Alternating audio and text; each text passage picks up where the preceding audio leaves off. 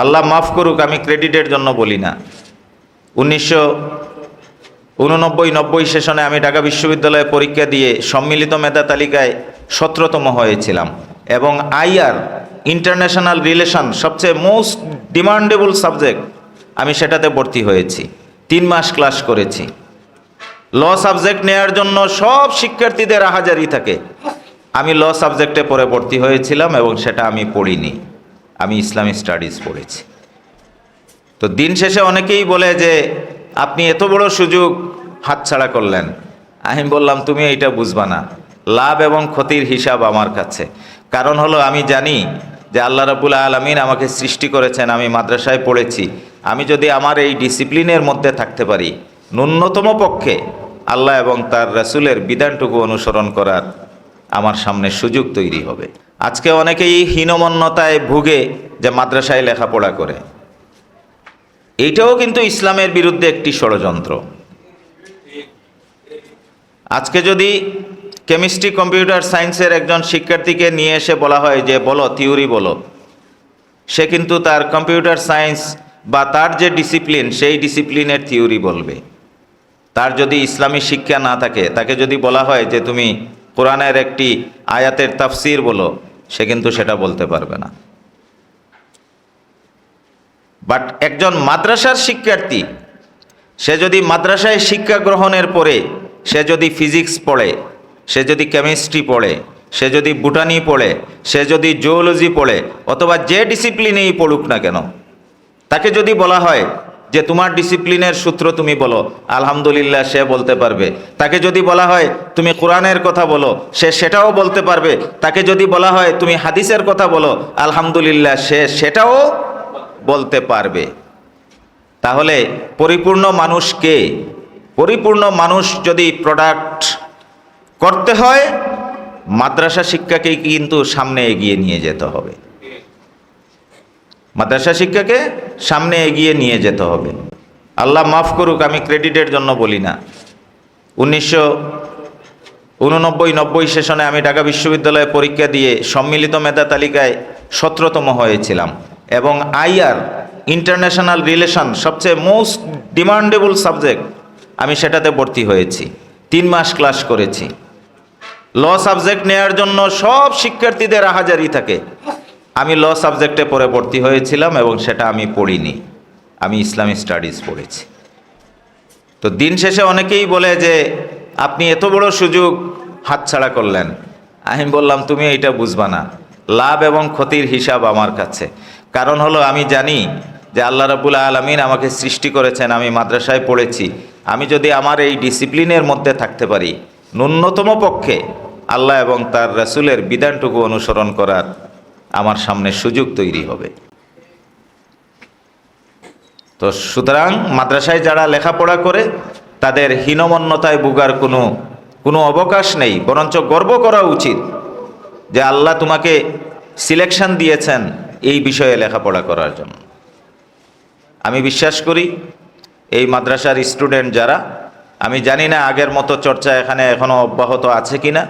যদি না থাকে, আজকে মাদ্রাসা শিক্ষিত যারা, মাদ্রাসায় যারা লেখাপড়া করে, তাদেরকে প্রকৃত অর্থেই ফাউন্ডেশন গড়ে তুলতে হবে। নাহয় এবং সরফ এবং আরবি গ্রামারের উপর যদি দখল না থাকে, তাহলেই কিন্তু ইসলামের বিভিন্ন ব্যাখ্যা বিশ্লেষণ নিয়েই কিন্তু বিভ্রান্তি সৃষ্টি হওয়ার সুযোগ থাকে। তো আমার মাদ্রাসার শিক্ষার্থীরা অন্ততপক্ষে নহয় এবং সরফ এবং বেসিক যে নলেজটা অ্যারাবিকের, সেটা তারা গ্রহণ করবে। এটা আমার বিনীত অনুরোধ আমার শিক্ষার্থীদের প্রতি।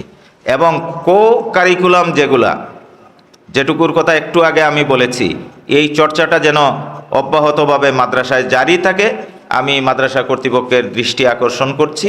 এবং তার পাশাপাশি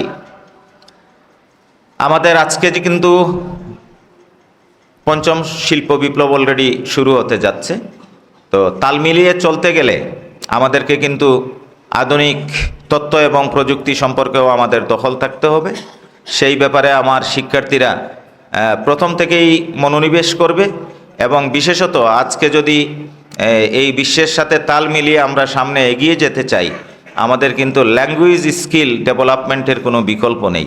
তো ল্যাঙ্গুয়েজ স্কিল, আমি জানি আমার মাদ্রাসার অনেক শিক্ষার্থীরা ইংলিশে অনেক ভালো, একটু যদি আমরা চর্চার ব্যবস্থা করতে পারি, তাহলে সেই ক্ষেত্রেও আমাদের যে ঘাটতিটুকু আছে সেটুকু আমরা কাটিয়ে উঠতে পারবো।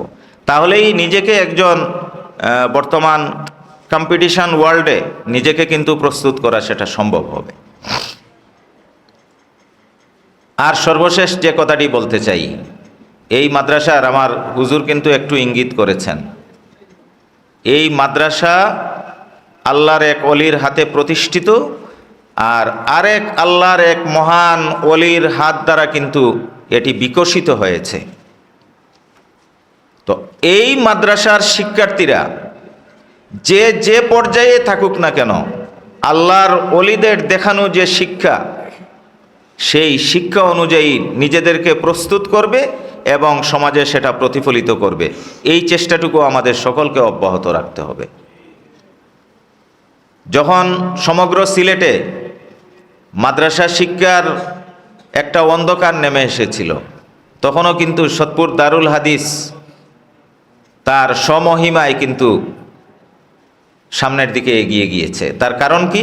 তার কারণ হলো আল্লাহর অলিদের এই সোহবত এবং আল্লাহর অলিদের এই যে দেখানো পথ, সেই পথের মধ্যে অটল থাকা। আমরা খুবই আপোষহীন ছিলাম। এই জমিনে আল্লাহর দ্বীনকে যদি প্রতিষ্ঠা করতে হয়, স্লোগান সর্বস্ব এবং লোক দেখানো কর্মসূচি সর্বস্ব, কার্যক্রম দিয়ে আল্লাহর দ্বীন প্রতিষ্ঠা হবে না। আল্লাহর দ্বীন যদি প্রতিষ্ঠা করতে হয়, আল্লাহর যে নির্দেশিত পথ আছে, যে পথটি আমার নবী মুহাম্মদুর রাসূলুল্লাহ বাস্তব জীবনে প্রতিফলন করে গিয়েছেন এবং নবীর সেই সুন্নিয়তকে এই জমিনে প্রতিষ্ঠা করার জন্য আল্লাহর ওলিরা যে মেহনত দিয়ে গিয়েছেন, সেই পথেই আমাদেরকে থাকতে হবে। এবং এই জমিনে দ্বীন নিয়ে ফিতনা সৃষ্টি করার জন্য বিভিন্ন দেশের যে সমস্ত পেইড আপ এজেন্টরা এই বাংলাদেশে এসে বিভিন্ন মতবাদ প্রচার করার চেষ্টা করে, তার বিরুদ্ধে কিন্তু সত্যিকারের কোরআন এবং হাদিসের হামিলদেরকে দাঁড়াতে হবে। আজকে নামাজের পরে হাত তুলে দোয়া করা হয়, সৃষ্টিকর্তার দরবারে একটি গ্রুপ বের হয়েছে সেখান থেকেও মানুষকে নিবৃত করার জন্য। কেন? এই প্রার্থনা কি তোমার বাপ দাদাদের কাছে কেউ করে? এই প্রার্থনা তো সৃষ্টিকর্তার কাছে করে।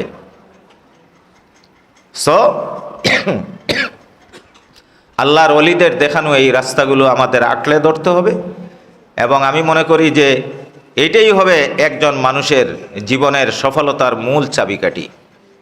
আকীদা যদি গড়মিল হয়, একজন মুমিনের অন্তরে নবীর মহব্বত নিয়ে যদি ন্যূনতম সংশয়ের সৃষ্টি হয়, সে মুমিন হতে পারে না।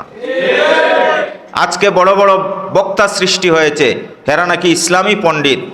ইসলামী যদি পণ্ডিতই হয়ে থাকে, তো আল্লাহর রসুলের সহধর্মিনীকে নিয়ে সেই ধরনের বাক্য ইউজ করতে পারে না। সে যদি বড় ইসলামী পণ্ডিত হয়ে থাকে, ইসলামী দলের বড় নেতা হয়ে থাকে, আল্লাহর রসুলের শানে ন্যূনতম গুস্তাকি কিন্তু সে করতে পারে না। আমরা হাদিসে শিখেছি, লা ইউমিনু আহাদুকুম হাত্তা আকুনা হাব্বা ইলাইহি মিন ওয়ালিদিহি ওয়া ওয়ালাদিহি ওয়ান নাসি আজমাইন। এই পৃথিবীর সব কিছুর বিনিময় হবে নবীর মহব্বত। সেই মহব্বতকে ধারণ করা আমরা শিখেছি আমাদের অলিয়া উলিয়াদের কাছ থেকে। আমাদেরকে সেটুকুই ধারণ করতে হবে এবং আমরা বিশ্বাস করি, আমরা যদি সেই পথে থাকি, আল্লাহর নবীর মহব্বত যদি আমরা অর্জন করতে পারি, আমাদের সলফে সালিহিন যে রাস্তা আমাদেরকে দেখিয়েছেন, সেই রাস্তায় যদি আমরা চলি, ইনশাআল্লাহ আমাদের দুনিয়া এবং আখেরাত উভয়টাই সফল কাম হবে। আল্লাহ রাব্বুল আলামিন সকলকে, আমরা শুধু দোয়া পড়ি, রাব্বানা আতিনা ফিদ দুনিয়া হাসানাতাও ওয়া ফিল আখিরাতি হাসানাতাও ওয়া কিনা আযাবান নার। তো সেই হাসানা অর্জিত হওয়ার একটি মাত্র রাস্তা, যে রাস্তা এই যে এইসব মাদ্রাসাগুলায় বাতলাইয়ে দেওয়া হয়, যে রাস্তা আমাদেরকে আল্লামা সতপুরি রহমতুল্লাহি আলাইহি দেখানোর জন্যই এই মাদ্রাসা প্রতিষ্ঠা করেছেন। যেই রাস্তা দেখানোর জন্য আল্লামা সাহেব কিবলা ফুলতলি রহমতুল্লাহি আলাইহি তার সমগ্র জীবনভর মেহনত চালিয়ে গিয়েছেন এবং তারই ধারাবাহিকতায় আজকে তার সুযোগ্য সাহেবজাদারা সেই ধারাটুকুই চালু রাখার চেষ্টা করেছেন। আমাদের কাজ হবে যে আমরাও পিছন থেকে যতদূর পারি আমাদের সামর্থ্য অনুযায়ী আমরা কিন্তু সেটাকে সহযোগিতা করব। আর যদি না পারি অন্ততপক্ষে নিজের কাল্পটাকে, অন্তরটাকে এই লক্ষ্যে দাবিত করার জন্য আমরা সবাই সচেষ্ট হব। আল্লাহ আমাদের সকলকে তৌফিক দান করুক, আমিন। ওয়া আখিরুদ দাওয়ানা আনিল হামদুলিল্লাহি রাব্বিল আলামিন। আসসালামু আলাইকুম।